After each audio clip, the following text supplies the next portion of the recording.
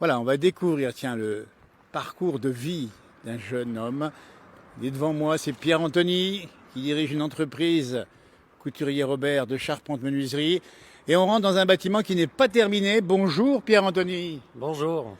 Alors on est heureux de te rencontrer parce qu'on va parler avec toi bien de l'entreprise qui prépare l'avenir ici dans un grand bâtiment. Effectivement, ouais. On est après construire un nouvel atelier, donc un atelier de fabrication dédié à la charpente et à la menuiserie, bois et PVC, qui sont nos deux domaines d'activité. Voilà. Nous sommes à Yenne, on le dit bien, c'est-à-dire que nous sommes dans le budget savoyard, on n'est pas bien loin de Chambéry. Il y a de la demande ici.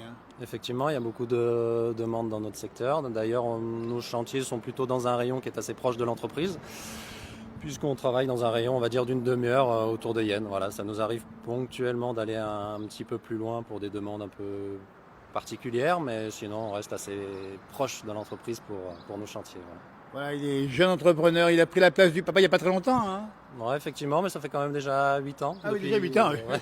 T'as commencé jeune, dis donc. Effectivement, ouais, ça fait depuis 2015 que mon père avait lui démarré son activité en 1975. Il est parti à la retraite en 2015. Et depuis, j'ai pris la succession dans l'entreprise et on continue à faire la même chose en essayant de continuer à évoluer. Voilà. Il faut évoluer, donc investir. Tiens, on va s'approcher un petit peu des matériaux qui sont faits ici. Il faut penser à l'avenir. Un grand bâtiment comme ça qui permettra de rassembler toutes les activités ici. Ouais, effectivement, là, dans la zone artisanale Les Fontanettes, on a les bureaux de l'entreprise, donc le siège social. On a un bâtiment déjà existant dédié à la charpente, donc à la préparation, la taille des bois. Donc c'est le bâtiment que vous êtes après filmé. Voilà. Et pour le moment, depuis le début, l'atelier de menuiserie où on fabrique les menuiseries bois, les menuiseries PVC, on fait aussi un petit peu d'agencement et de menuiserie intérieure, est basé toujours sur Yenne, mais à 2-3 km d'ici, dans un petit hameau. Et le but de la construction de ce nouvel atelier, c'est de rapatrier cet atelier de menuiserie ici, voilà, pour que charpentiers et menuisiers puissent travailler dans un nouveau bâtiment avec un équipement Moderne, on va dire. moderne, c'est ça. récent, Oui. et surtout dans un bâtiment bien isolé, Alors confortable. bien isolé, parce qu'il faut le dire aussi, il faut penser effectivement aux données environnementales. Bien, c'est-à-dire quoi bien isolé? Ça veut dire que c'est des matériaux particuliers. Ouais, effectivement, là, le bâtiment, on l'a réfléchi pour qu'il soit bien isolé, pour réduire au maximum les dépenses et les oui. coûts énergétiques. Et puis Il faut chauffer ça monte haut là-haut. Ouais, la hauteur est très haut, parce qu'on fabrique par moment des parois ossature bois en atelier, il faut être capable de l'élever et de les charger sur des remorques avant qu'elles partent sur les chantiers, donc on avait besoin de pas mal de hauteur.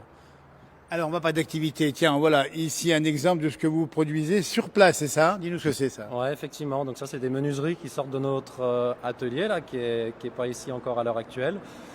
Donc on voit une menuiserie, une fenêtre de vantaux en PVC, donc, qui est teinte gris clair pour celle-ci. Donc voilà, les inscriptions qu'on voit dessus, c'est juste une protection où nous on commande pour la menuiserie PVC donc des barres qui proviennent de notre fournisseur qui s'appelle Dequenin, qu'on commande des barres de 6 mètres de long. On a des renforts métalliques aussi à mettre à l'intérieur. Donc après, toute la partie débit, assemblage, montage de la menuiserie est réalisée donc chez nous en interne. Et puis on voit aussi une petite fenêtre bois qu'on a fabriquée ces jours, voilà, qui montre aussi qu'on fait de la menuiserie bois également, qui était d'ailleurs le premier matériau utilisé chez nous au niveau de la conception des menuiseries. Voilà. Menuiserie PVC, ça doit faire depuis les années à peu près 90-95 que mon père s'était lancé dans le créneau. Bien sûr. Et le bois était à l'époque du pays également? Était également du pays, parce que mon père avait cette habitude quand même d'aller chercher des arbres plutôt dans le coin, de les faire couper et de les faire scier lui-même, souvent par des scieries mobiles, voilà, pour travailler des matériaux du coin. Et voilà. Donc transmission entre le papa et le fiston, ça s'est bien passé?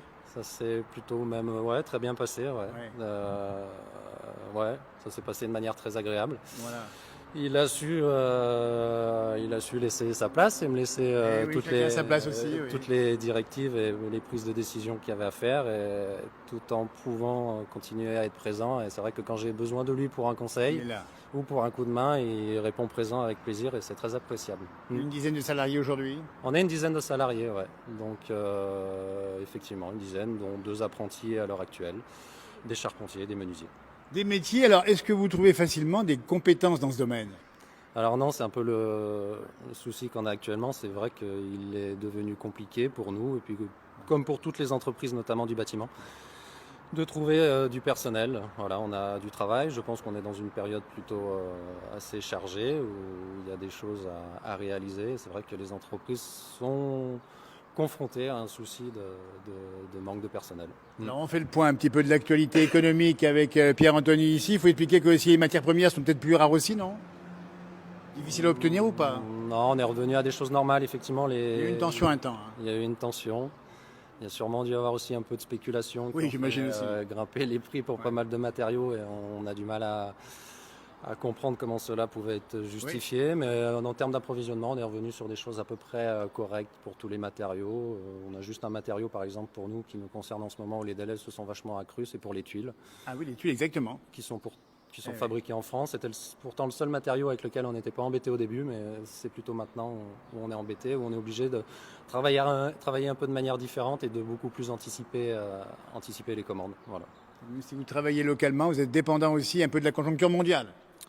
Bah oui, tout à fait. Parce que si on prend l'exemple du bois, il y a une période juste après le Covid où on nous a expliqué qu'on ne pouvait plus nous fournir en bois parce que le bois européen partait dans d'autres pays américains, en Amérique, voilà, pour répondre à d'autres besoins, était vendu plus cher apparemment là-bas. C'est comme ça que en Chine, j'ai cru.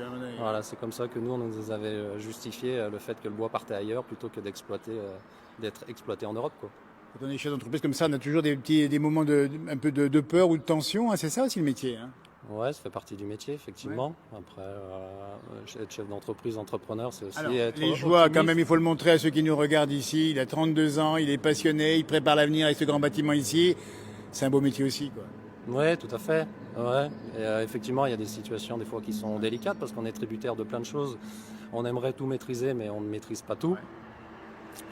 Comme je l'ai dit, là on vient de parler des matières premières, de l'approvisionnement, il y a la contrainte d'avoir du personnel aussi, parce que moi tout seul, sans mes employés pour travailler avec moi, je ne suis pas capable de faire ce qu'il y a à faire. Donc voilà, donc il y a des situations des fois qui sont un peu stressantes ou délicates, ça fait partie du rôle de chef d'entreprise, mais il y a aussi des moments très appréciables. Voilà. D'un point de vue relationnel. Réussir un challenge comme ici, le grand bâtiment ici, bientôt, ça sera tout réuni ici, ça sera une grande satisfaction. Ah oui, carrément, ouais. Ça sera vraiment une grande satisfaction, ouais. Pour mon père, personnellement aussi, de voir que l'entreprise continue, bien sûr. Elle continue, elle évolue, ouais. Pour les salariés, je pense qu'ils vont être contents d'avoir un beau complexe. Et puis, c'est toujours intéressant, je pense, même pour l'attractivité du coin, quoi. Voilà, et puis on pense aussi pénibilité du travail, vous êtes effectivement bienveillant par rapport à vos salariés, j'imagine, dans des métiers parfois un petit peu charpente en particulier ou menuiserie. Hein. Ouais, tout à fait, ouais.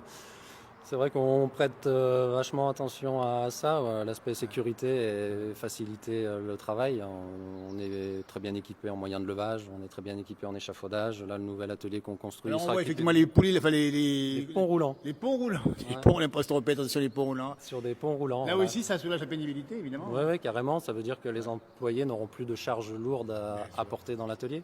Voilà. Tout sera fait par le moyen de levage. Et la retraite à 64 ans, alors bon, chef d'entreprise, vous en pensez quoi? Ah, moi personnellement, j'étais contre. Voilà. Ouais. J'étais très contre. Et les salariés aussi, j'imagine?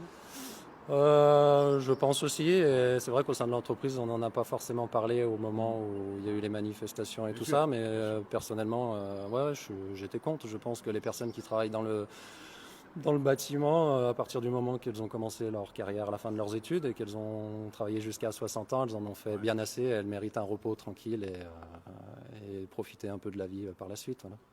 Eh ben écoutez, voilà Pierre-Anthony qui vous parle ici avec sa façon de voir la chose, ici chef d'entreprise, et puis pensez aussi que dans la vie, il y a aussi sa vie, réussir sa vie et réussir dans sa vie. Il y a que vous donnez aussi un peu de temps aussi pour faire autre chose que le travail, j'imagine. Ouais, tout à fait. Ouais. Alors, effectivement, la question me fait sourire, mais il y a un bon compromis à trouver, je pense, pour les chefs d'entreprise. Moi, ça fait déjà 8 ans. Voilà, je pense qu'on commence au début à partir et à foncer tête baissée et à avoir peur de ne pas y arriver. Alors, on y passe énormément de temps. Voilà.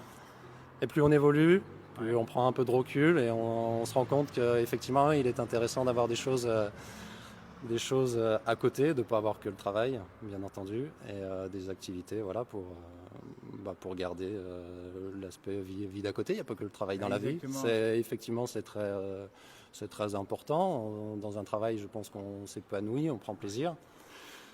Enfin, il faut prétendre à ça, parce que sinon on est malheureux. Mais il faut aussi savoir garder du temps de vie privée rempli aussi et intéressant. N'hésitez pas à réagir aux propos de Pierre-Anthony ici. Un message à donner à ceux qui vous regardent, les petits jeunes qui voulaient faire ces métiers-là, ou chefs d'entreprise, qu'est-ce qu'il faut leur dire?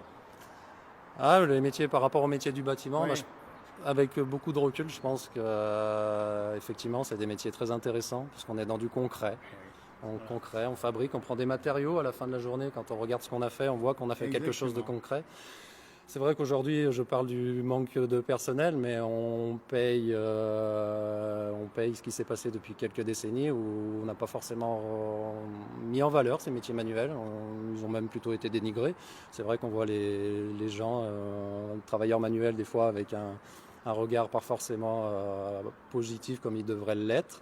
Et voilà, je pense que les jeunes, j'espère que la tendance va s'inverser et vont revenir un peu vers ces métiers, où ils peuvent à la fois se rencontrer d'autres personnes, partager des moments sympas, comme j'ai dit, faire des travaux concrets, construire des choses, bien gagner leur vie, parce qu'aujourd'hui les salariés du bâtiment... ça compte aussi, le pouvoir d'achat. Voilà, effectivement, c'est important aussi de pouvoir gagner sa vie de manière correcte. Donc voilà, pour moi, il y a plein de choses qui font que les jeunes ont tout intérêt à se lancer pour ceux qui le veulent dans ce type de métier. Merci beaucoup de ce témoignage. Couturier Robert, il est chef d'entreprise, Pierre-Anthony. N'hésitez pas si vous avez envie de travailler éventuellement chez lui. Et ça recrute dans les mois qui viennent, c'est ça? Oui, bien sûr, on recrute en permanence. La banderole au bord de la route et banderole, maintenant elle reste en permanence. Voilà, vous avez compris, chez lui, il y a beaucoup de bienveillance. Un grand merci. N'hésitez pas à réagir à vous qui nous regardez sur ce jeune homme ici. Voilà, une façon de montrer qu'en France, on a du talent. On a des façons de voir la société et voilà, c'était son point de vue et on partage effectivement sa bienveillance par rapport à beaucoup de choses. Merci beaucoup. Oui, merci à vous. Merci.